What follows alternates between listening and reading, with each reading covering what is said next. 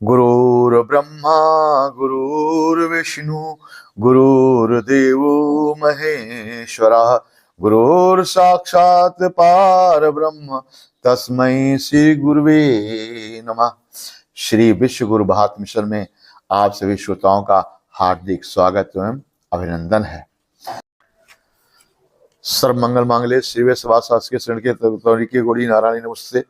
हे जगन माता, आप सभी श्रोताओं के हृदय में अपना प्रेम जागृत करना, मां इनका कल्याण करना, इनके परिवार की रक्षा करना। आइए दुर्गा सप्तशती का 7वां अध्याय चंड का वध का श्रवण करते हैं। मैं मातंगी देवी का ध्यान करता हूं, वह रथ में सिंहासन पर बैठी हुई है और तोते का मधुर शब्द सुन रही हैं। उनका शरीर श्याम वर्ण का है। वह अपना एक पैर कमल पर रखे हुए, मस्तक पर अर्धचंद्र धारण किए हुए हैं तथा कहार पुष्प की माला धारण कर बीड़ा बजा रही हैं। उनके अंग में कसी हुई चोली शोभा पा रही हुए, लाल रंग की साड़ी पहने हुए, हाथ में शंख में पात्र लिए हुए। उनके बदन पर मधु का हल्का हल्का सा प्रभाव जान पड़ रहा है।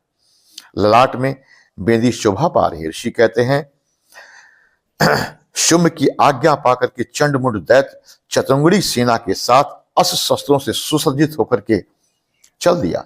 फिर गिरिराज हिमालय के सुवर्णमय ऊंचे शिखर पर पहुंचकर उसने सिंह पर बैठी हुई देवी को देखा।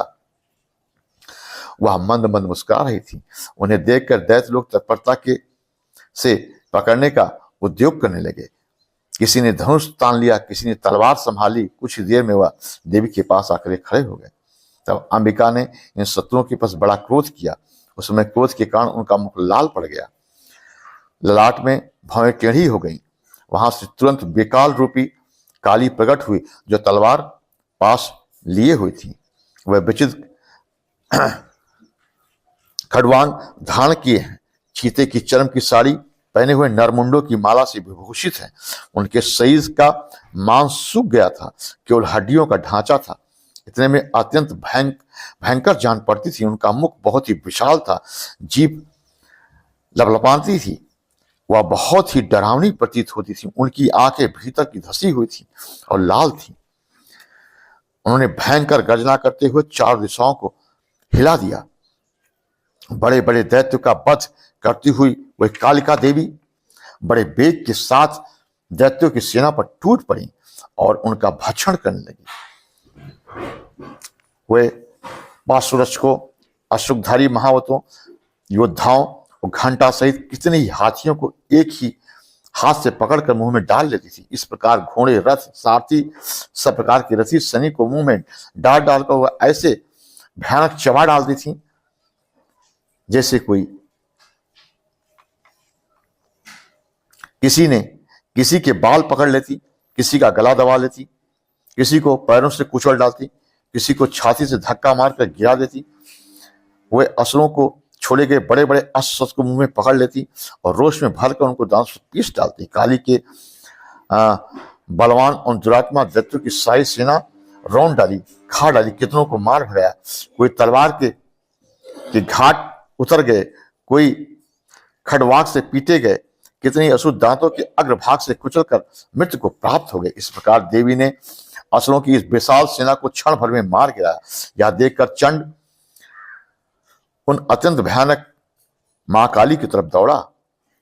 महादैत्य मुंड ने भी अत्यंत भयंकर बाणों की वर्षा कर हजारों बाण चलाए। चक्रों की इस भयानक नेत्र वाली देवी को आच्छादित कर दिया।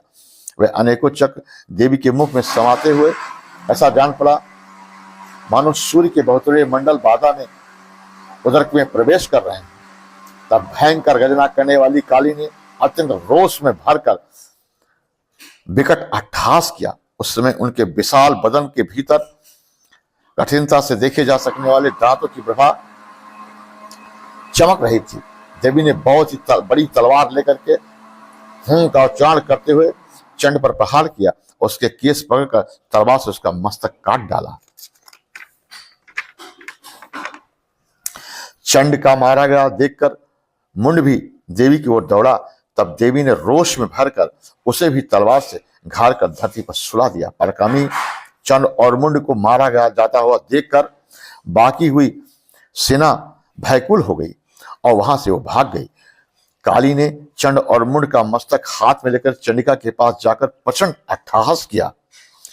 देवी, मैं चंड और मुंड दोनों महापशुओं को तुम्हें भेंट करती हूं।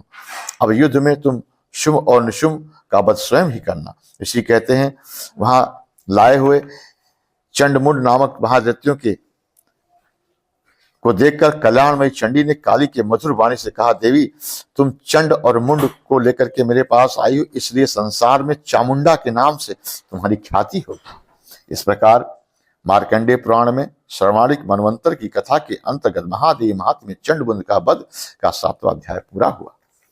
राधे राधे।